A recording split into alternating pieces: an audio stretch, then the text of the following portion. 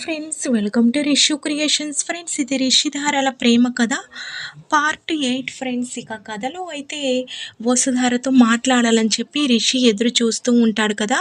ఆ తర్వాత ఇక నెక్స్ట్ డే వసుధార రిషి చెప్పినట్టు అనే రిషి వల్ల తోటకైతే వస్తుంది. ఇక వసుధారని చూస్తూ రిషి, వచ్చావా వసుధార, నీకోసం నిన్నటి నుంచి వెయిట్ చేస్తున్నానని అంటాడు. ఇక వసుధార, ఏంటి రిషి, అంత ఇంపార్టెంట్ విషయం ఏంటి అని అంటుంది. దాంతో రిషి, నేను చెప్పాక నువ్వు తప్పుగా అనుకోవద్దు అని అంటాడు. వస్తారా, తప్పుగా అనుకోవద్దు అంటున్నావు, అసలు ఏంటి రిషి అని అంటుంది.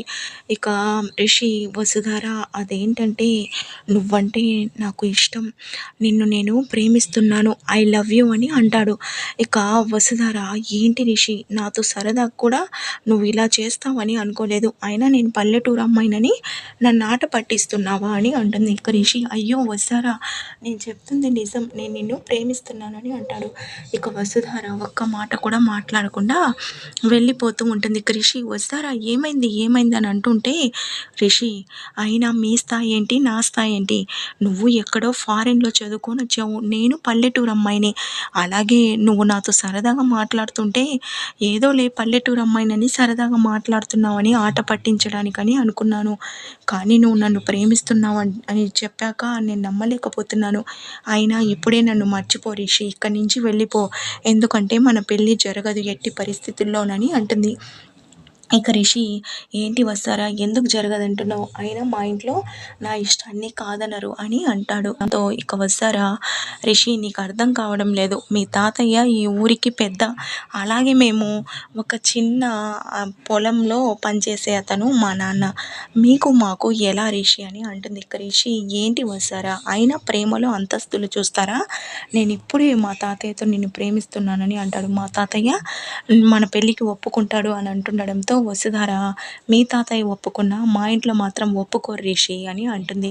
ఇక రిషి ఎందుకు అని అంటుంటే, గొప్ప వాళ్ళని నమ్మకూడదు అనేది మా నాన్నగారి సిద్ధాంతం, అయినా నువ్వు నన్ను పెళ్లి చేసుకుంటానంటే మా నాన్న నమ్ముతారని నేను అనుకోవడం లేదు, అసలు ఈ విషయం నేనైతే ఇంట్లో అస్సలు చెప్పలేను, అందుకోసమే మర్చిపో అని అంటుంది. దాంతో రిషి, సరే వస్తారా, మీ వాళ్ళు ఒప్పుకోనని అంటున్నావు కదా, ఒక్కసారి నన్ను చూసి నేనంటే ఇష్టమో లేదో నా కళ్ళల్లోకి చూసి చెప్పు, నేను అదైనా తెలుసుకోవాలని అనుకుంటున్నాను అని అంటాడు. దాంతో వస్తారా, ఏంటి రిషి నువ్వు చెప్తుంటే, అయినా నిన్ను నేను ఇష్టపడ్డం ఏంటి అని వెళ్ళిపోతూ ఉంటే వస్తారా చేపట్టుకుంటాడు. ఇక వస్తారా చేయి వదులు అని అంటుండడంతో రిషి, ప్లీజ్ వస్తారా, ఒక్కసారి నా వైపు చూసి చెప్పు, నేనంటే నీకు ఇష్టం లేదా అని అడుగుతాడు. ఇక వస్తారా కళ్ళల్లో తన పైన ప్రేమ కనిపిస్తుంది. ఇక వస్తారా మాత్రం నువ్వంటే నాకు ఇష్టం లేదు అని అక్కడి నుంచి వెళ్ళిపోతూ ఉంటే, నీకు నా పైన ఎంత ప్రేమ ఉందో నీ కళ్ళల్లో తెలుస్తుంది, అయినా నువ్వు మన పెళ్ళి జరగదని అంటున్నావు, నేను ఎలాగైనా ఒప్పించి